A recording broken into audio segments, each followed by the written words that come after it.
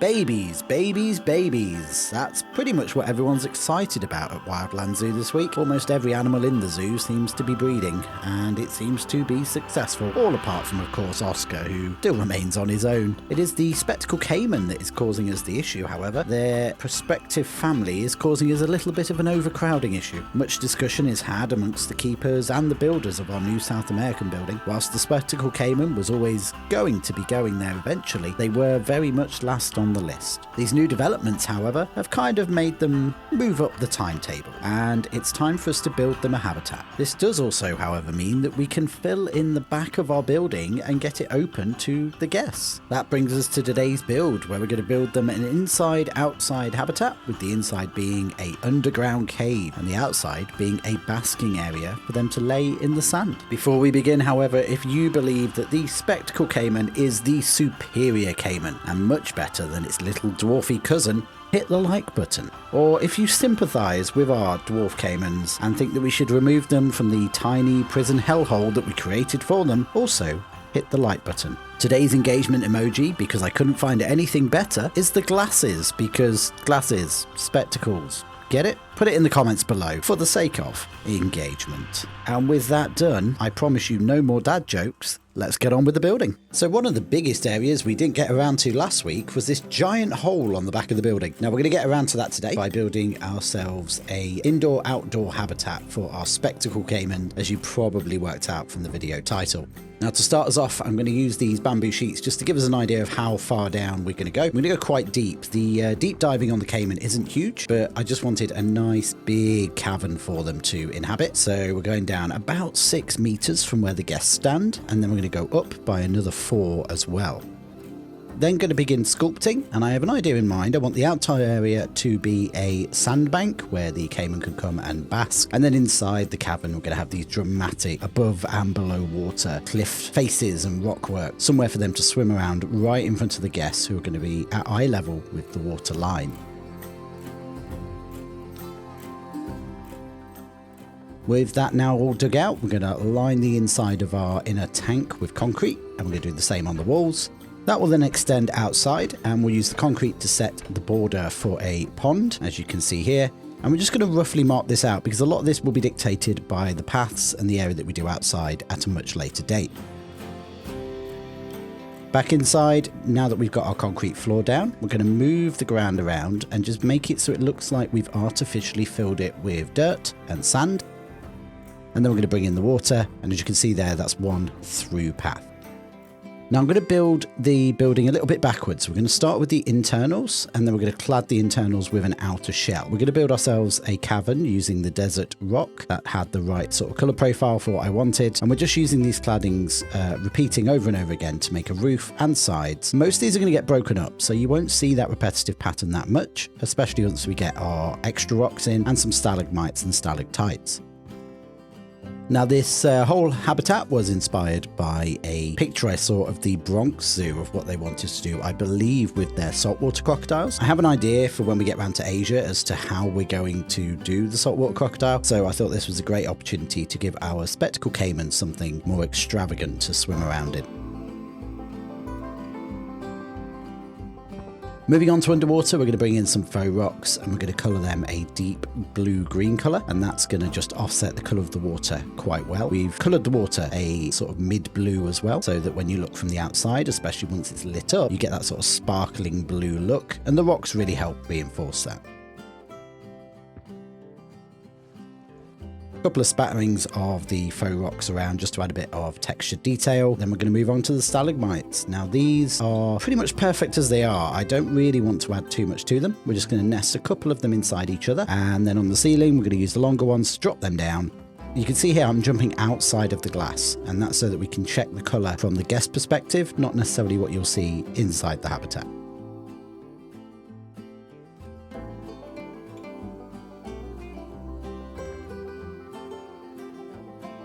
Now, once we've got all those inside the habitat, we're going to move on to the outer framework. We're going to keep this within the plaster. So we're going to use the faux rocks again, just to build a facade that covers up a good portion of the glass, just sort of in the areas you don't want to see it, such as around the stairs. Now, we are pretty limited with the various shapes that you get with the faux rock. However, if we combine them and use the flat pieces for a background, add a little bit of detail on the front of them, you can normally get some quite good effective looks with them. And again, we're keeping these the same color as what's going on inside the habitat, just to bring a bit of that color outside of the glass. We're not going to keep these nice and square. We're going to sort of make it curve up and curve down. And then along the ground floor path, we're going to put a couple of collections of various colored pebbles. Again, using the faux rocks here, making up something that can be copy and pasted down the full run. And then we're going to just alter the colors a little bit as we go, just to get a bit of variety in there.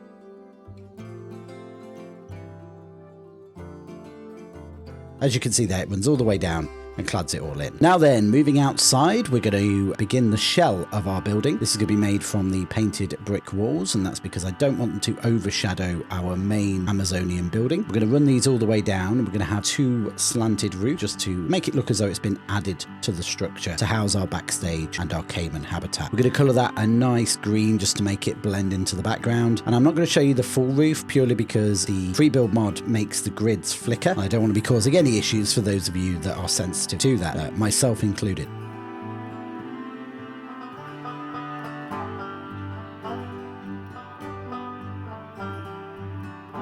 Now, for a little bit of detailing on the outside, we're going to use brick pillars all the way around, and then we're going to move on to what was 2 hours of a lot of fun, but also probably a lot of stuff you don't need to do. I had a thought to try and use the conservation gutters to make water pipes running our filtration system for each of our ponds and pools within our building. This worked out really well, so what we're doing here is we're just adding little coloured tags so you can tell which pipe's which, and then we're going to take them up through the roof, out the side, along the roof line that we've just installed, and then run them into the building.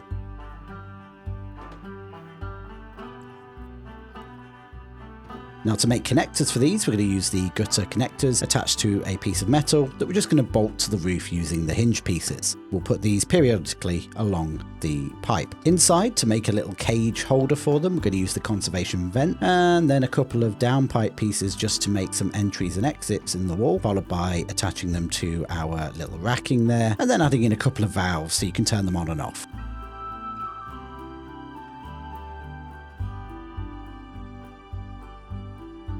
I really like how this looks, and then we're going to repeat it again when we get to the one going into our Caiman habitat by putting in one coming down the wall and then again a valve just so you can turn it on and off. We're going to do something very similar with the electrical cable. We're going to use a heater that's turned off so it's not consuming power, attach that to the wall as an electrical box, run the cables down into our generator, then running them along the roof and inside the building using the same method we did for the pipe.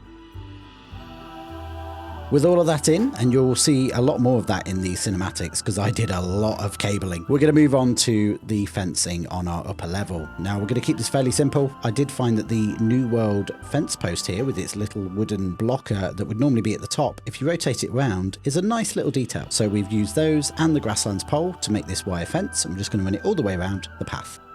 As you can see there, it works really well with that industrial aesthetic we've got going on with the rest of the building. Now, for inside the habitat, we're going to bring some lighting. The idea here is if we're going to have plants inside, we need some grow lights for them to live. So we're going to make these spotlights on a pole that we're then going to place in the roof, rotate them around to highlight certain areas, drop the intensity down so it's not too bright. We're then going to duplicate them along and run them about the habitat, highlighting areas where we can then put some plants in.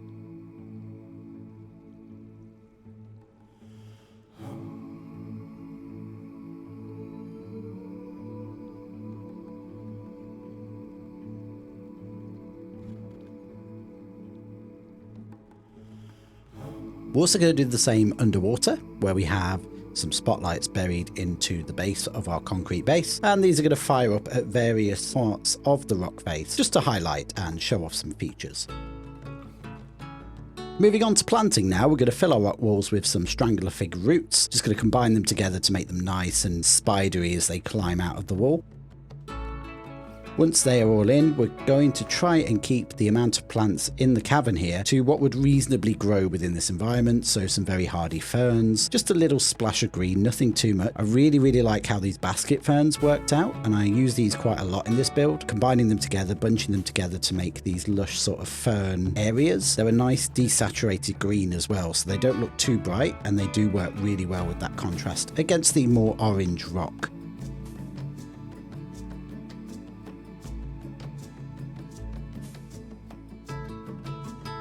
And let's not forget everybody's favourite filler plant right now, the hosta. Brilliant for filling up those little areas and adding a splash of green. We're not going to forget about the underwater area either. Some hyacinthias and some drin or eelgrass, just to bulk it out with a few temple plants in the spotlight, just to give a bit of visual difference.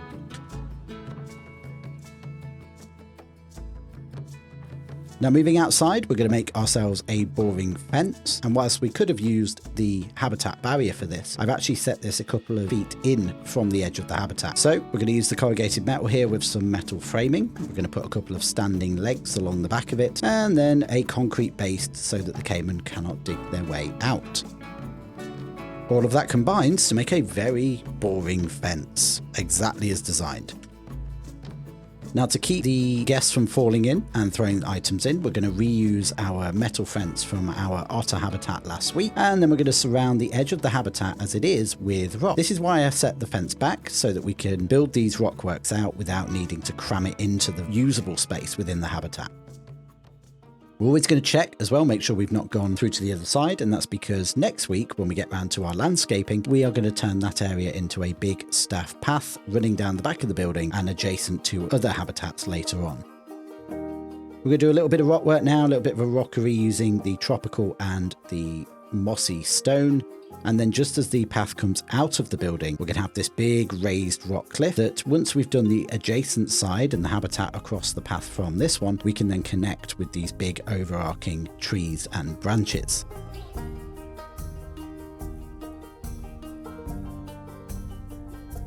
To plant up the outside, again, we're going to bring in some of the roots, and then we're going to use mangrove trees. Really like how these look. We're just going to position it so that its roots come out of various areas of the stone and drip down the back, add a bit of shape. Because we're outside and therefore not in the tropical environment, we're also going to bring in a few more shrubs and the hosta again, just to cover up some of those opening gaps between our path and the pond.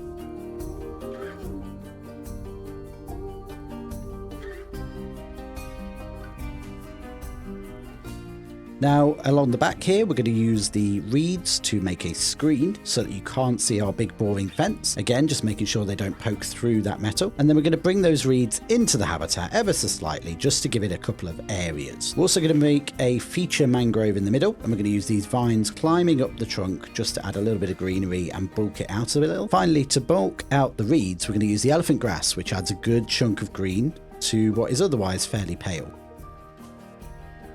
Now, it wouldn't be a habitat without some buffalo grass, and I wanted to just take a moment to comment on how I put buffalo grass down. So we start out differing levels into the ground. In the grassy areas, we keep it fairly high, and then as we hit the sand, we drop it a little bit lower so that it slowly peters out. It slowly becomes ground and sand as opposed to just stopping where the grass ends. Now for the door, I've used a plastic curtain, which if you change the colour to a darker sort of black colour, makes the plastic look a lot more see-through. And then we're going to make a door by framing out some of these big metal panels, and this will go under the water as well. And then to control it, we're going to bring in one of those heaters again, along with some cabling, and we're going to run that cabling into the building and put a switch just at guest height so that they can close and open the doors, because that was such a good idea, wasn't it? I'm an idiot. I didn't notice this until I edited. And then to finish off the planting on the outside, we're going to bring back some of our periwinkle flowers just to fill the water areas. Now then, for the backstage, I had an idea in mind of what I'd like it to look like, and that was the segregated areas but quite low concrete walls. Caimans can't really jump, so we're going to build a framework out for that, and then we're going to use the path trick to set this mud pit down without moving all of our ground around. Going to bring a water pipe in, not because they need it, but just more because it makes sense to have a water area in the back area. And then we're going to fill the rest of the floor in with concrete, including the outside of the habitat area so that it's all nice and level. And then we're going to put down concrete steps. Now this is a thing that I'm going to try and build into a lot more of my backstages, which is this raised area that just stops any fluids from inside the backstage area leaching out into the staff area. And then from that, we're going to build ourselves a fairly standard mesh metal grate. Now we're going to jazz this one up a little bit. We're going to build it as you would normally by building a metal square and then putting mesh in the middle of it. And then we're going to take these thin beams and run them around the edge again so that they have something to attach to the mesh.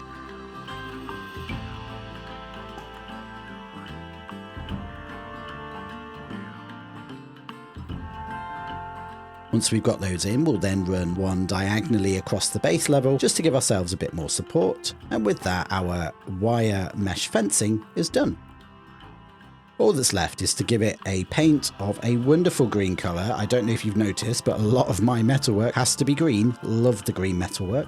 With that done, we're going to duplicate it, we're going to rotate it, and we're going to move it to the left. And then once it's there, we're going to connect it with a little bar just to connect them all together. Now what you won't see on the video here is I'm then going to run that all the way around the backstage area, and at the same time I'm going to make a couple of small gates using the same method that can slide in and out of place to control the Caiman movements. Moving on to a bit of decoration, we're going to make ourselves a billboard here using some boards and hinges.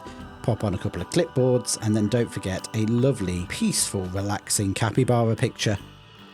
That's just going to brighten up every keeper's day. On the back of it, we're going to pop down some hooks, and then we're going to fill them with tools, mainly shovels. Lots and lots of shovels.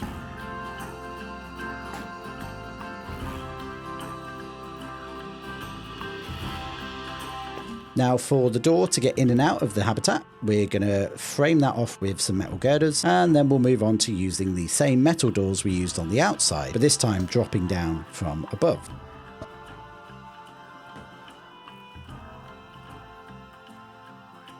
With that in place, I'm then going to use the same tricks for electrics as we did earlier and run them up and above over to this pole, where we can then run some cables down the pole and into a switch to allow those doors to be operated by the keepers.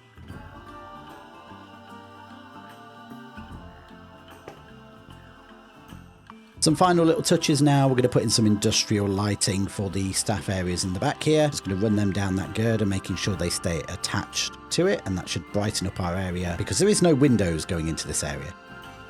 Then we're going to steal the heat lamp that we made a couple of episodes back for our reptile house, and we're going to put one or two in here, both for a bit of light because they do give out a red glow, but also so that the Caiman have got somewhere to bask on each side of their living quarters, shall we say.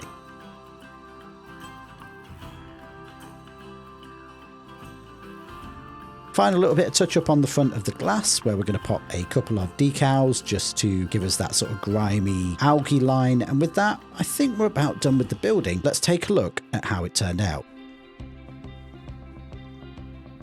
And here comes our wonderful Caiman family into their brand new habitat. It's a little big for them right now, but they'll grow into it, and I think the views alone were well worth the effort that we've put in. I did get fairly distracted with detail this time. I did have a whole list of things I wanted to get into today's episode, things like the lighting and the heating and the exhibits in the main building, but we'll bump those over to next episode as well as our next habitat. Now there's still time to get your recommendations for what we should call our big South American building down into the comments below. As we get near the end of finishing this building off, I will pop them all in a poll and they'll be up on the community post in our channel. If you're not already subscribed, make sure you are now so that you see that when it rolls along. If you enjoyed today's episode, don't forget to hit the like button. Keep an eye on the channel for our weekly other game streams, and don't forget to join us next week when we will be bringing in a new animal into our main habitat within our building here. A lot more detailing, a lot more finishing off, and I really hope we can finally let some visitors into here so it can start earning us some money. With all that said, I will see you next week. Bye.